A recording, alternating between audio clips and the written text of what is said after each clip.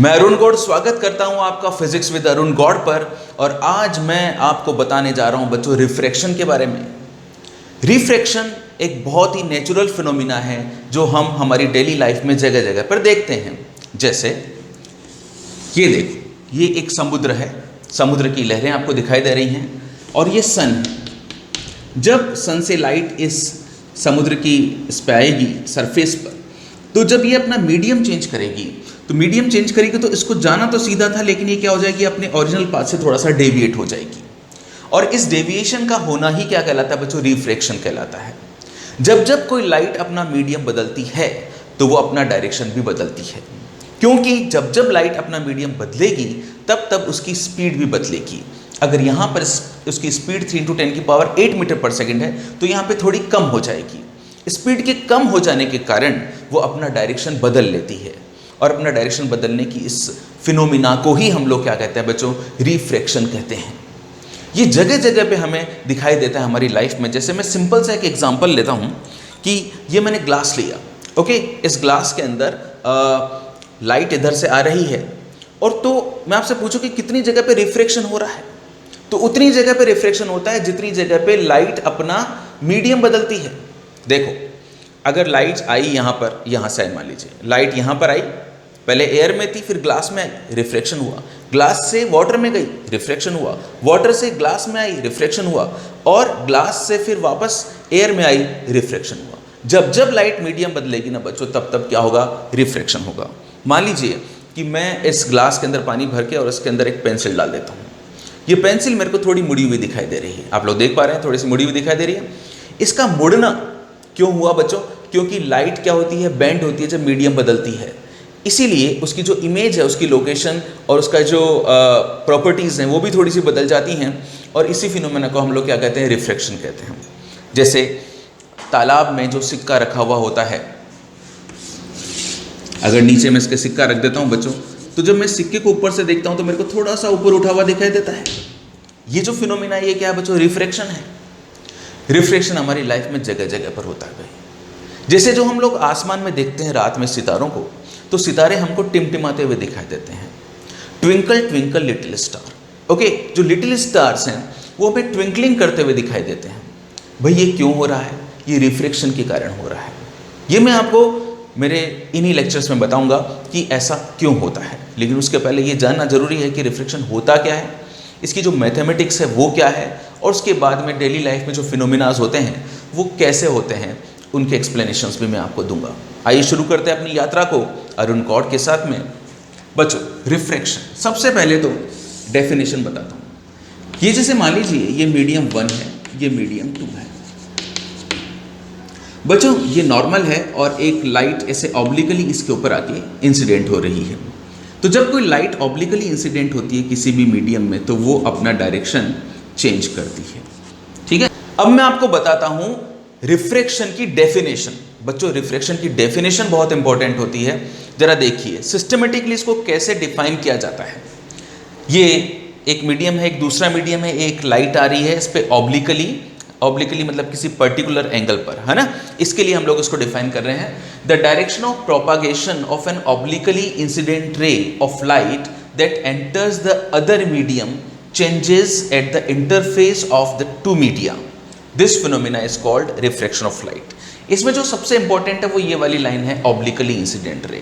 मतलब जब कोई लाइट इस तरह से ऑब्लिकली किसी एंगल पे इंसिडेंट होगी तभी क्या होगा, उसका डायरेक्शन चेंज होगा। अब जैसे मान लीजिए मैं आपसे कहता हूँ कि अगर ये लाइट ऐसे आती तो अब ये ऑब्लिकली थोड़े आ रही है। अगर ये बिल्कुल ऐसे आएगी एक मीडियम से दूसरे मीडियम में जाते समय, तो उसकी डायरेक्शन चेंज नहीं होगी, ये बिल्कुल सीधी चली जाएगी, ठीक है। तो हम लोग ये वाला इंसिडेंस नहीं ले रहे हैं। नॉर्मल इंसिडेंस के अलावा जो सारे इंसिडेंस होते हैं वो क्या कहलाते हैं बच्चों, आपके ऑब्लिक इंसिडेंस कहलाते हैं। तो जब भी कोई लाइट ऑब्लिकली इंसिडेंट होगी एक मीडियम से दूसरे मीडियम में जाते टाइम, तो उसकी प्रोपागेशन की डायरेक्शन बदल जाएगी, और ये फिनोमिना क्या कहलाएगा, रिफ्रैक्शन कहलाएगा। बच्चों रिफ्रैक्शन को समझने के लिए एक बहुत इंपॉर्टेंट टर्म का समझना बहुत जरूरी है, और वो है refractive index.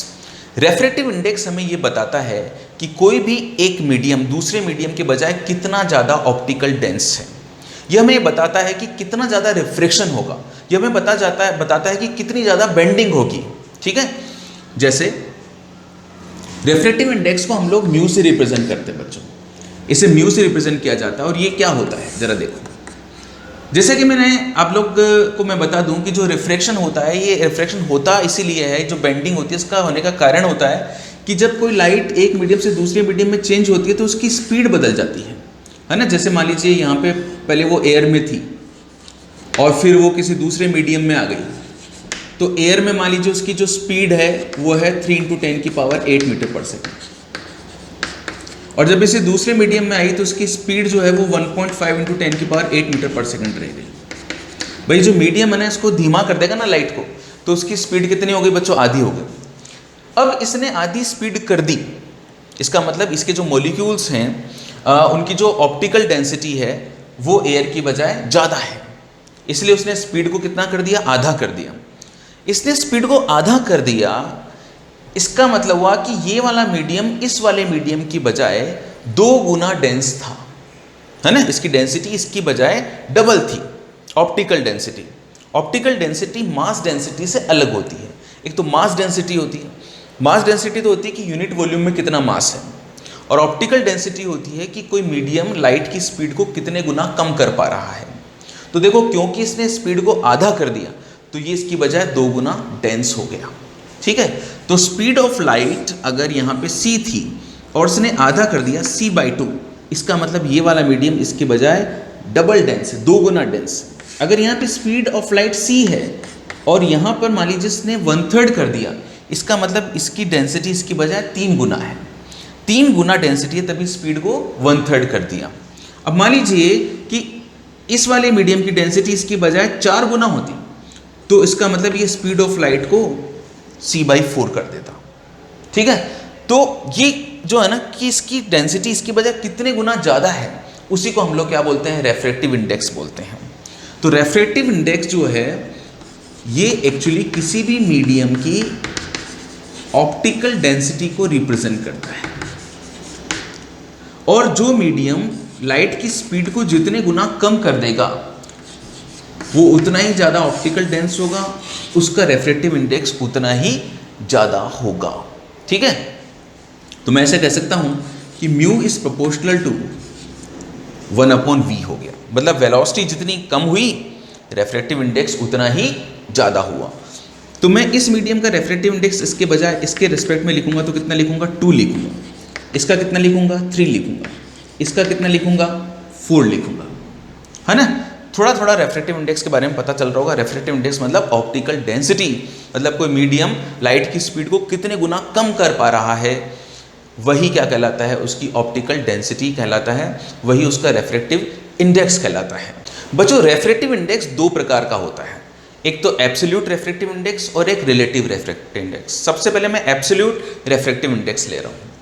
Absolute refractive index जो होता है ना, it is measured with respect to air. ये एयर के रिस्पेक्ट में मेजर किया जाता है कि जैसे यहाँ पे मान लीजिए मैंने ग्लास ले लिया, ये ग्लास है, और जब ग्लास में लाइट एंटर करी एयर से तो कितने गुना स्पीड कम हुई एयर के रिस्पेक्ट में, तो वो जो फैक्टर निकल के आएगा उसको अपन लोग एब्सोल्यूट रेफ्रेक्टिव इंडेक्स कहेंगे। तो हम ऐसे लिखते हैं कि जैसे रेफ्रेक्टिव इंडेक्स को है ना ऐसे लिखा जाता है, जैसे ये μ2 ये मीडियम 1 है, ये मीडियम 2 है, तो इसको कुछ इस तरह से लिखते हैं। इसका मतलब होता है μ2/μ1, refractive index of medium 2 with respect to medium 1। Medium 2 का refractive index with respect to medium 1। जैसे कि मैंने आपको बताया म्यू इज प्रोपोर्शनल टू किसके होता है बच्चों, 1/v के। तो मैं μ2/μ1 इज इक्वल्स टू क्या लिख सकता हूँ, v1/v2 लिख सकता हूँ। v1 हो गया मीडियम 1 में speed of light in medium 1, और ये हो गया speed of light in medium 2। इनका ratio refractive index of medium 2 with respect to medium 1 कहलाता है।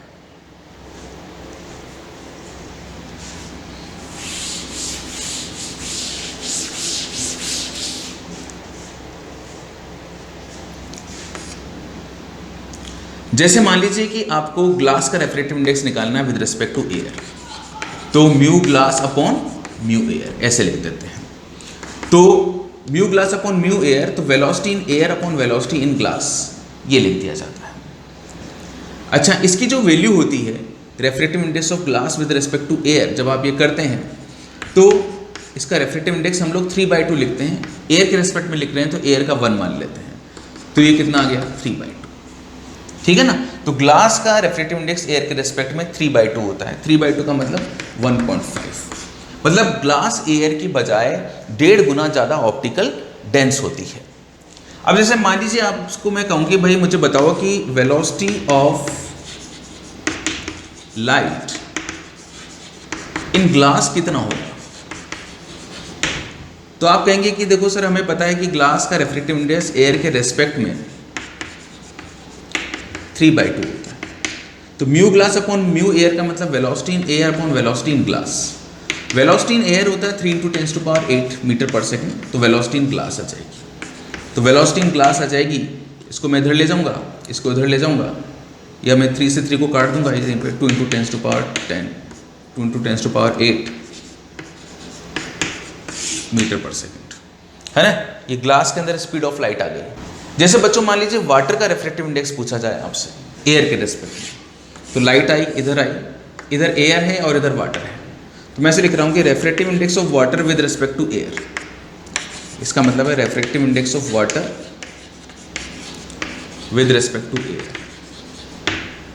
तो refractive index of water upon refractive index of air, तो ये हम 4/3 लेते हैं और ये 1, ये आपको ध्यान भी रखना है, स्टैंडर्ड रिजल्ट्स हैं, और अगर क्वेश्चंस में कुछ और दिया हुआ है तो वो ले लेना। तो refractive index of water with respect to air 4/3 होता है। अब मान लीजिए कि मैं आपसे कहता हूँ कि भाई वेलोसिटी ऑफ लाइट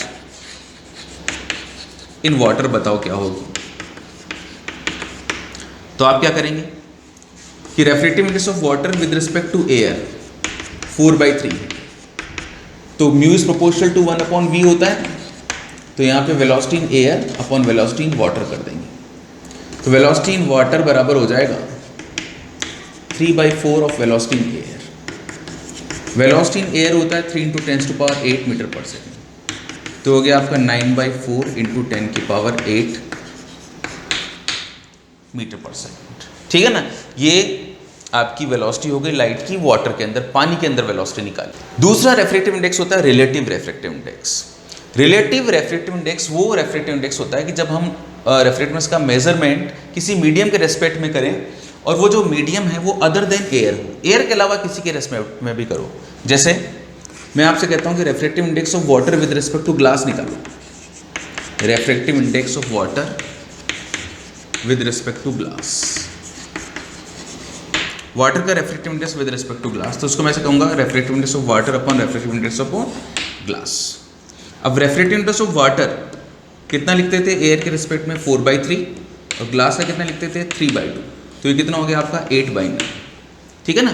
तो एयर के बजाय आप किसी दूसरे मीडियम के रिस्पेक्ट में कर रहे हो तो वो क्या कहलाता है, रिलेटिव रेफ्रेक्टिव इंडेक्स कहलाता है। बच्चों एक बहुत इंपॉर्टेंट नोट करवा रहा हूँ मैं आपको कि जैसे 1μ2 लिखा हुआ है, इसका मतलब क्या होता है μ2/μ1, और refractive index of first medium with respect to second निकालना हो तो क्या करते हैं μ1/μ2।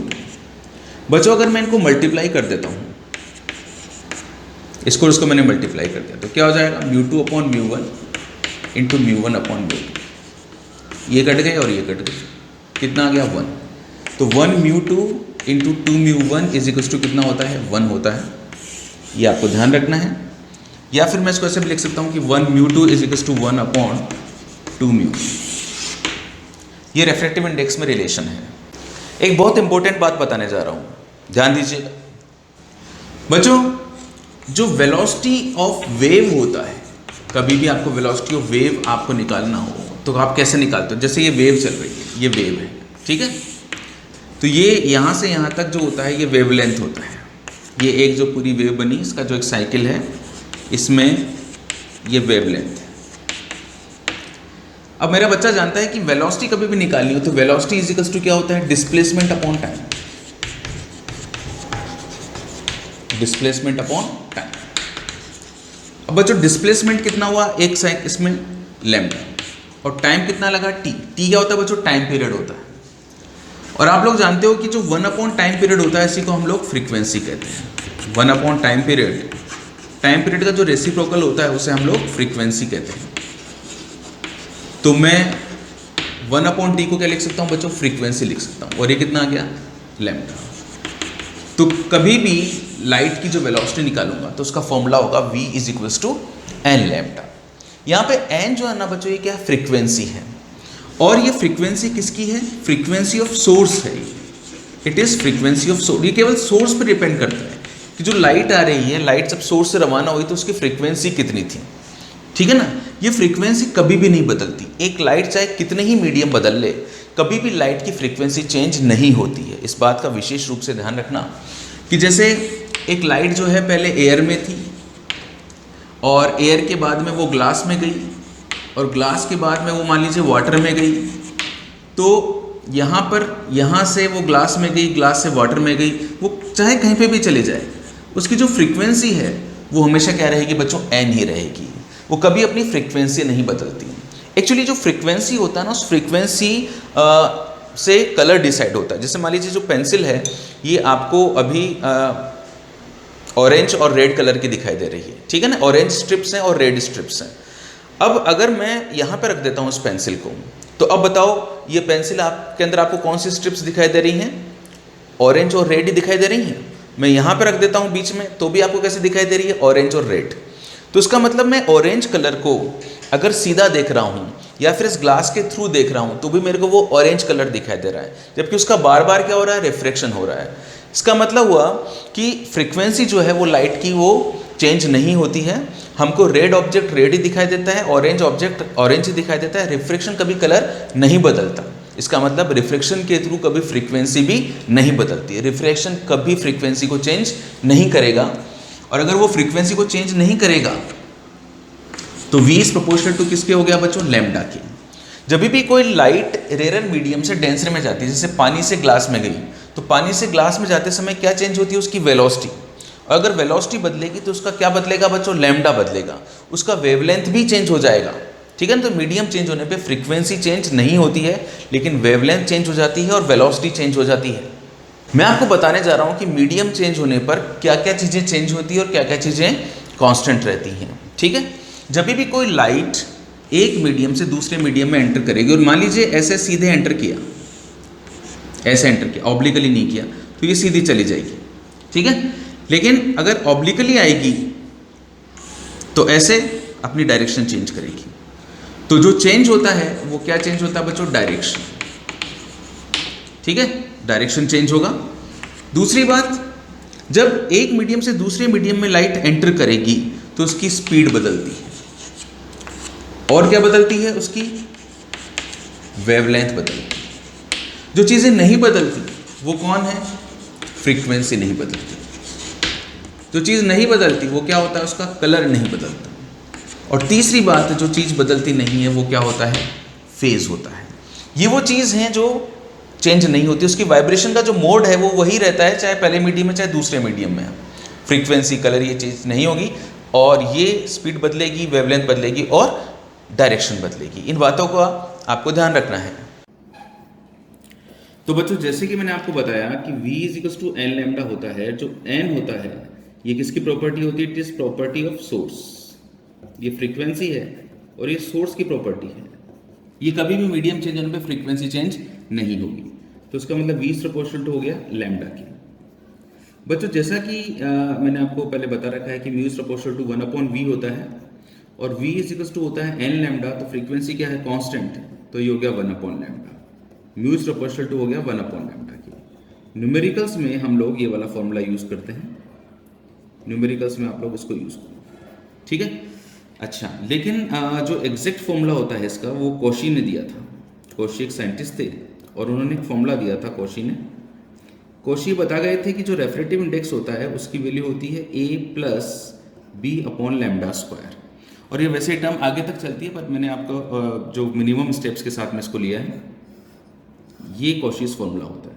ये फॉर्मूला बताता है कि जैसे जैसे लैम्डा की वैल्यू इंक्रीज होती है वैसे वैसे रेफ्रेक्टिव इंडेक्स कम होता है। यहाँ पे भी ऐसा ही हो रहा है। तो एग्जैक्ट जो रिलेशन है वो तो ये वाला है, ठीक है। और बाकी न्यूमेरिकल्स में हम लोग इसको यूज़ करेंगे म्यू इज प्रोपोर्शनल टू 1/λ, कि जैसे एक लाइट जो है एक मीडियम से दूसरे मीडियम में जब कभी एंटर करेगी और इनके रेफ्रेक्टिव इंडेक्स μ1 μ2 होंगे और वेवलेंथ λ1 एंड λ2 होंगे, तो हम ऐसे कह सकते हैं कि μ2/μ1 इज इक्वल्स टू λ1/λ2। इस रिलेशन का यूज़ करते हुए हम लोग क्वेश्चंस को सॉल्व करेंगे। जैसे मैं एक क्वेश्चन लेता हूँ आप लोगों के लिए, एक क्वेश्चन समझाता हूँ आपको इस पर बेस्ड। एक एग्जाम्पल ले रहे हैं।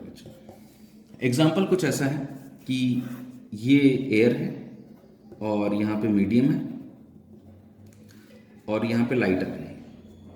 इस लाइट का जो वेवलेंथ है वो आपको 6000 एंगस्ट्रॉम गिवन है और इस मीडियम में लाइट एंटर कर रही है और गिवन है कि refractive index of medium with respect to air is 1.5। ये 1.5 दिया हुआ है।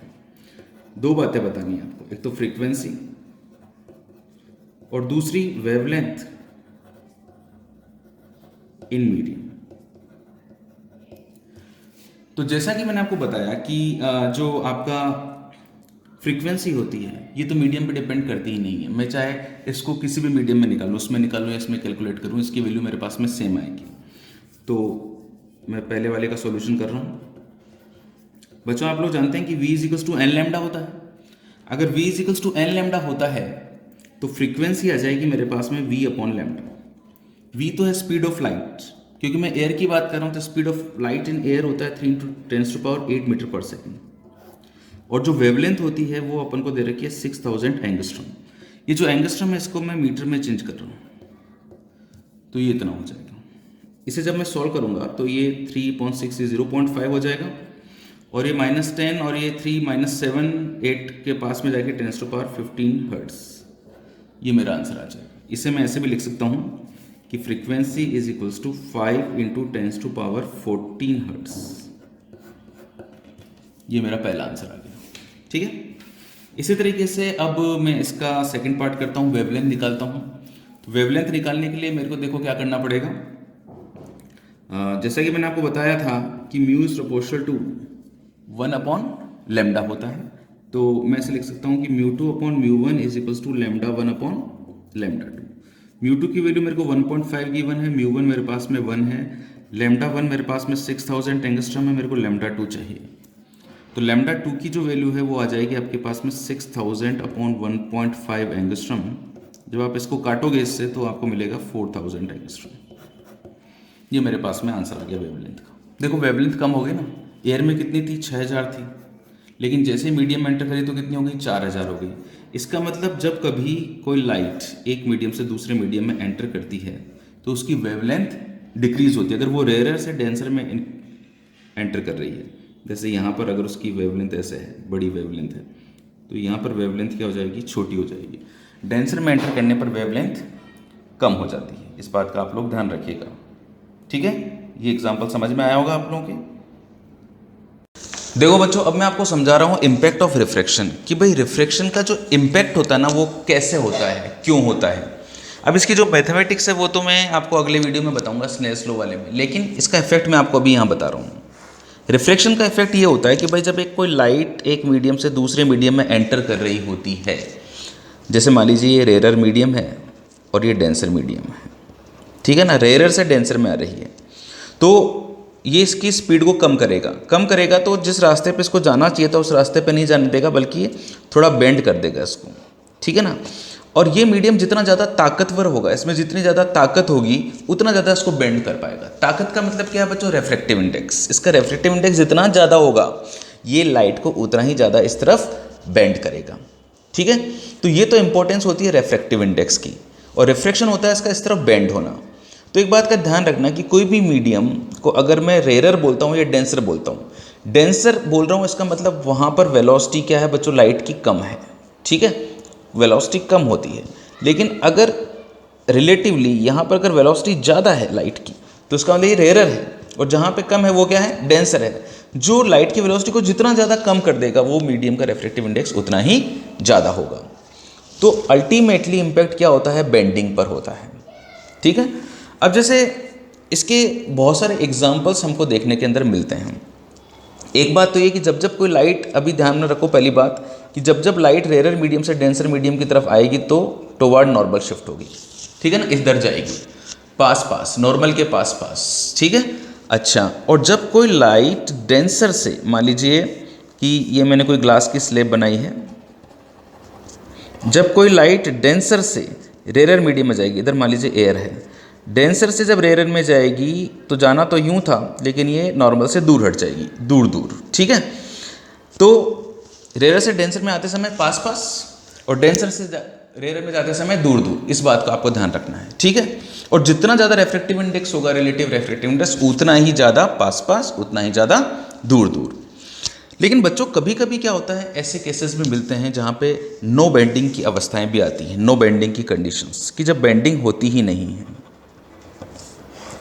तो देखो, नो बेंडिंग जो है ना, दो कंडीशंस में नहीं हो सकती। पहली कंडीशन तो ये है कि जो आपकी लाइट है एक मीडियम से दूसरे मीडियम में एंटर करते टाइम अगर उसका नॉर्मल इंसिडेंस हुआ है, ठीक है ना, नॉर्मल इंसिडेंस हुआ तो बिल्कुल सीधी निकल जाएगी। ये मैं आपको अभी आगे आने वाले टाइम में बताऊंगा, स्नेल्स लॉ से मैथमेटिकली भी देख सकते हैं। बाकी अगर कोई लाइट ऐसे आएगी तो बिल्कुल स्ट्रेट जाएगी, उसकी बेंडिंग नहीं होगी, ठीक है ना, यहाँ पे रिफ्लेक्शन का कोई इफेक्ट देखने को नहीं मिलेगा। और जो दूसरी कंडीशन है वो ये है कि अगर आपकी लाइट इस तरह से एक मीडियम से दूसरे मीडियम में एंटर कर रही है कि इस मीडियम का रेफ्रेक्टिव इंडेक्स और इस मीडियम का रेफ्रेक्टिव इंडेक्स बराबर है, तो लाइट जैसे आती है वैसे की वैसे सीधी की सीधी चली जाती है। ओके, तो रेफ्रेक्टिव इंडेक्स चेंज होने पे ही क्या होती है, लाइट की बेंडिंग होती है। तो लाइट की बेंडिंग दो कंडीशंस में नहीं होगी, एक तो जब नॉर्मल इंसिडेंस का केस होगा और दूसरी ये वाली कंडीशन, ठीक है। अच्छा, अब ये जो मैंने आपको बताया है बच्चों इम्पैक्ट, अब मैं आपको ये भी बताने वाला हूँ कि रिफ्रैक्शन जो है हमारी लाइफ में जगह जगह पे यूज़ होता है। तो एक दो एग्जांपल्स मैं आपको देकर बताता हूँ कि इसको समझाने की कोशिश करता हूँ। एग्जांपल्स बता रहा हूँ मैं आपको, एग्जांपल्स ऑफ रिफ्रैक्शन जो हमारी डेली लाइफ में हम देखते हैं। पहला एग्जांपल तो मैं आपको बताना चाहूँगा twinkling of stars. Twinkling of star मतलब सितारों का टिमटिमाना। बच्चों बचपन से आप लोगों ने एक पोएम तो बहुत सुनी होगी, ट्विंकल ट्विंकल लिटिल स्टार, सुनी है? ओके, तो ट्विंकल ट्विंकल लिटिल स्टार का मतलब होता है कि भाई जो है हमको तारे टिमटिमाते हुए दिखाई दे रहे हैं और ट्विंकलिंग स्टार्स दिखाई दे रहे हैं जब हम लोग रात को देखते हैं। तो ये सितारे हमको इस तरह से ट्विंकलिंग करते हुए क्यों दिखाई देते हैं, ये मैं सबसे पहले आपको अभी बताने वाला हूँ। एक्चुअली मान लीजिए कि आप अर्थ पर हैं अभी और आप नाइट का टाइम हो रखा है और आप सितारों को देख रहे हैं। तो सितारों से आने वाली जो लाइट है वो हमारी आइज़ तक अगर सीधी आए, ठीक है, तब तो अपन को सितारे बिल्कुल क्लियर दिखाई देंगे। लेकिन हमारी अर्थ की चारों तरफ एटमॉस्फेयर है बच्चों, है ना, हवा का जाल है, खूब सारी गैसेस हैं, क्लाउड्स हैं, एटमॉस्फेयर है। ये जो एटमॉस्फेयर होता है, इस एटमॉस्फेयर का मतलब हो गया एयर हो गया, और बाहर क्या है, वैक्यूम है। स्पेस में वैक्यूम है और यहाँ पर क्या है, एयर है एटमॉस्फेयर में। एटमॉस्फेयर में अगर एयर है तो एयर जो होती है वो वैक्यूम की बजाय ज़्यादा डेंस होती है। लेकिन इस एयर की जो ऑप्टिकल डेंसिटी है, जो उसका रेफ्रेक्टिव इंडेक्स होता है, वो कांस्टेंट नहीं होता, कहीं पे कम कहीं पे ज़्यादा, कहीं पे ज़्यादा डेंस है कहीं पे कम डेंस है, कहीं पे ज़्यादा डेंस है कहीं पे कम डेंस है। तो जब ये जो लाइट आती है स्टार से, इस स्टार से आने वाली लाइट का क्या होता है, रिफ्रैक्शन होता है, मतलब बेंडिंग होती है। अभी जो बेंडिंग होती है तो बहुत फ्लक्चुएशन होता है रेफ्रेक्टिव इंडेक्स में, और उस फ्लक्चुएशन के कारण क्या होता है कि लाइट हमको कभी हमारी आंखों तक पहुंच पाती है और कभी हमारी आंखों तक नहीं पहुंच पाती, due to variable refractive index. तो due to variable refractive index of atmosphere,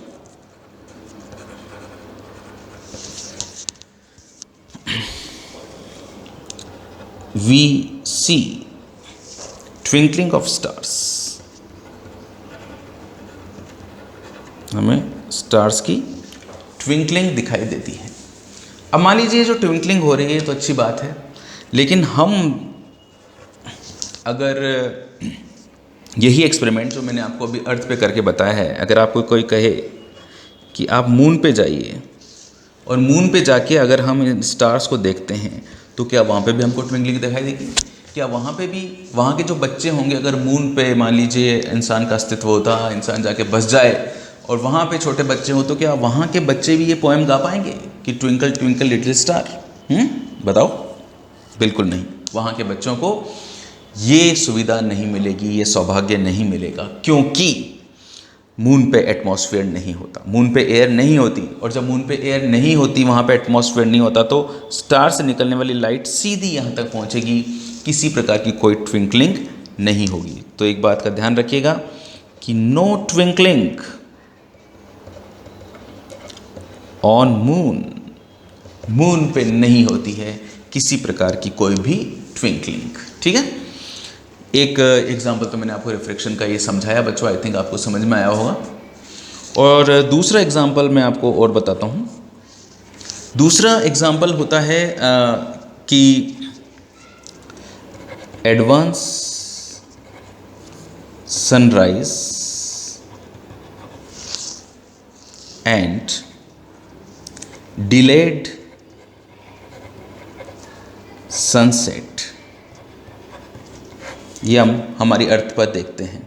ठीक है ना, कि जो सन जिस समय सूर्योदय होता है, हमें एक्चुअली वास्तव में उसके पहले ही सन दिख जाता है।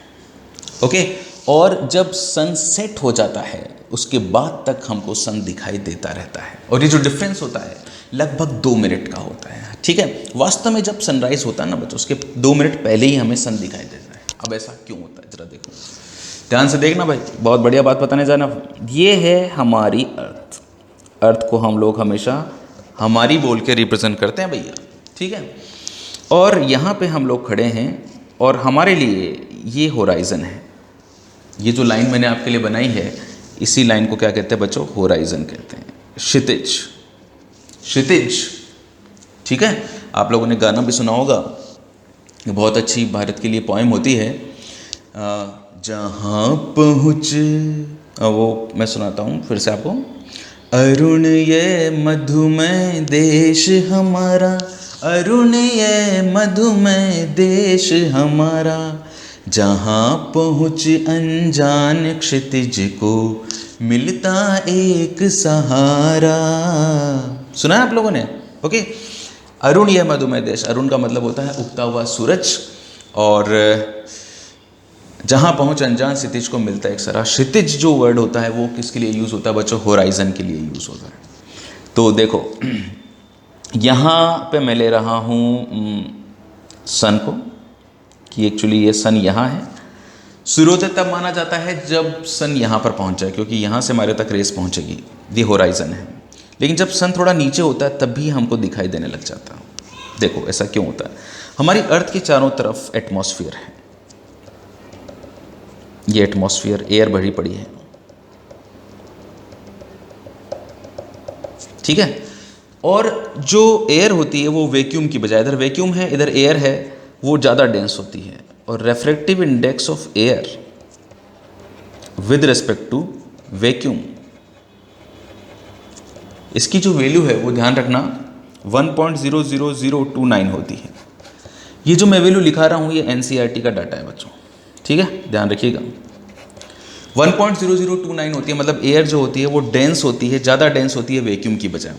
तो जब सन थोड़ा नीचे होता है और इससे जब लाइट बाहर ऐसे आ रही होती है और जब यहाँ पर आके गिरती है एटमॉस्फेयर पे, तो यहाँ पर अगर मैं नॉर्मल देखूँ तो नॉर्मल निकालने के लिए मुझे अर्थ के सेंटर से लाइन मिलानी पड़ेगी, ये नॉर्मल है। तो इस सनलाइट को जाना तो कैसे था? ऐसे जाना था, लेकिन जब रेयर से डेंसर में एंटर करती है तो टुवर्ड नॉर्मल बेंड हो जाती है, तो ये ऐसे बेंड हो जाती है। ये लाइट जो है बिल्कुल ऐसे सीधी जाने की बजाय ऐसे बेंड हो जाएगी, तो हमारी आंखों तक ऐसे लाइट पहुंचती है। तो हमें ऐसा लगता है कि सन कहाँ है, हम पीछे की तरफ इसको ड्रॉ करेंगे तो सन हमें यहाँ पे दिखाई देता है, इस जगह पे। ठीक है ना, जबकि सन है कहाँ पर? यहाँ पर। तो ये क्या हो गया? एडवांस सनराइज हो गया, ये एडवांस सनराइज हो गया कि सनराइज पहले आ गया है। और ये जो एंगल बनता है इसका, ठीक है ना, ये जो एंगल में जो डिफरेंस आता है ये लगभग आधे डिग्री का डिफरेंस होता है, हाफ डिग्री का। और हाफ डिग्री के डिफरेंस के कारण हमें 2 मिनट का सनराइज में ये डिफरेंस नज़र आता है। इसको मैं एक बार यहाँ पे लिख भी देता हूँ। ड्यू टू दिस, ये जो भी मैंने आपको ऊपर बताया है, due to this the apparent shift in the direction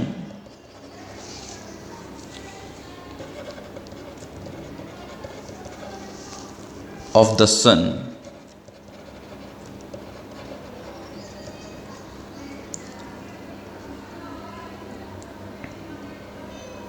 is by about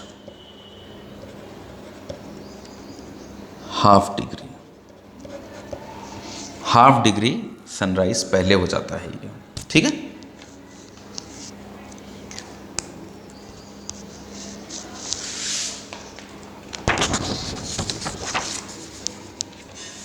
अभी जो हाफ डिग्री का डिफरेंस आया है, ठीक, इस हाफ डिग्री के डिफरेंस के कारण एक्चुअल सनसेट और सनराइज में 2 मिनट का डिफरेंस आ जाता है।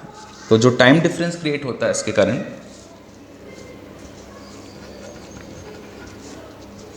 वो 2 मिनट का होता है।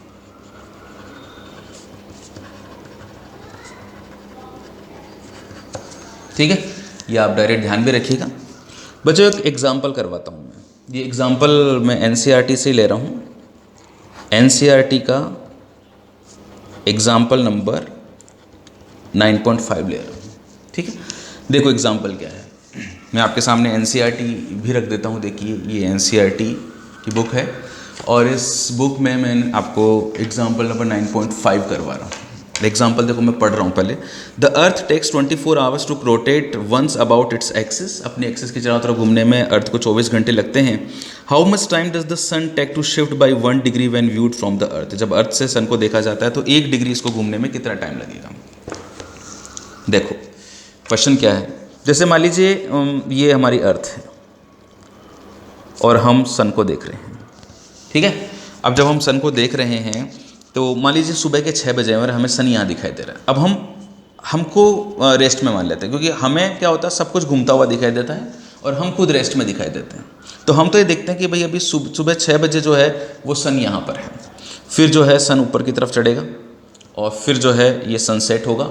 हमें ऐसा लगता है, मतलब हमें ऐसा लगता है, जबकि अर्थ भी क्या हो रही होती है, सन के चारों तरफ घूम रही होती है।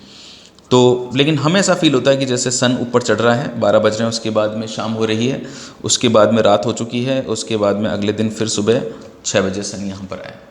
तो इस तरह से हम देखते हैं कि 24 आवर्स में ये 360 डिग्री रोटेट हो गया, ऐसा हमको फीलिंग आती है। और 360 डिग्री घूमने में कितना टाइम लगा, 24 आवर्स लगे। तो मैं ऐसे कहता हूँ कि time taken for 360 degree shift, 360 degree के शिफ्ट होने में कितना टाइम लगा, 24 आवर्स लगे। तो time taken for 1 degree shift, ये पूछा गया आपको क्वेश्चन में कि 1 डिग्री के शिफ्ट में कितना टाइम लगेगा। तो 360 डिग्री के शिफ्ट में 24 घंटे लगे, तो एक में कितना लगेगा, 24/360, इतने आवर्स। जब आप इसको चेंज करोगे मिनट्स में तो 1 घंटे में 60 मिनट होते हैं, इससे मल्टीप्लाई करोगे आप तो ये 6 टाइम कट गया, तो ये मेरे पास में 4 मिनट आ गया, 4 मिनट। मतलब 1 डिग्री का जो जब डिफरेंस आता है, 1 डिग्री का जब शिफ्ट होता है तो 4 मिनट का डिफरेंस होता है। तो हमारे यहाँ पे कितने मिनट का डिफरेंस आया था, आधे डिग्री का डिफरेंस आया था। तो आधे डिग्री के लिए कितना हो गया बच्चों, 2 मिनट का, मतलब 2 मिनट पहले सनराइज़ हो जाता है। तो जैसे हम यहाँ पे अर्थ पे हैं और हमारे लिए जो हम कहते हैं कि भाई जो है सन सुबह 6 बजे हमें दिखाई दे रहा है, तो ये 6 o'clock पे अगर हमको सन दिखाई दे रहा है तो उसका मतलब अभी तक सनराइज हुआ नहीं है, इसका मतलब सन अभी थोड़ा नीचे ही है। तो 2 मिनट पहले हमको दिखाई देगा। एक्चुअल सनराइज जो है ना 2 मिनट के बाद में होगा। समझ रहे बात को? ये एक बहुत बड़ा एग्जाम्पल है जिसको मैंने आपको समझाया। तो इस तरह से रिफ्रैक्शन के बारे में बहुत सारी बातें मैंने बेसिक फंडामेंटल जो है ना आपको इस पूरे लेक्चर के अंदर समझाए हैं। और आप लोग ये बात का ध्यान रखिएगा कि रिफ्रैक्शन का मतलब होता है बेंडिंग, और बेंडिंग जो मैंने आपको यहाँ पर समझाई कि जितना ज़्यादा रिफ्रैक्टिव इंडेक्स होगा उतना ज़्यादा बेंड होगा, ठीक है ना। रिफ्रैक्शन ज़्यादा, रिफ्रैक्टिव इंडेक्स ज़्यादा, रिफ्रैक्शन ज़्यादा, बेंडिंग ज़्यादा ज़्यादा ज़्यादा, रिफ्रैक्टिव इंडेक्स कम, बेंडिंग कम, रिफ्रैक्शन कम। ओके, अगला वीडियो ज़रूर देखना जिसमें मैं आपको स्नेल्स लॉ समझाने वाला हूँ। Snell's law is very important and important.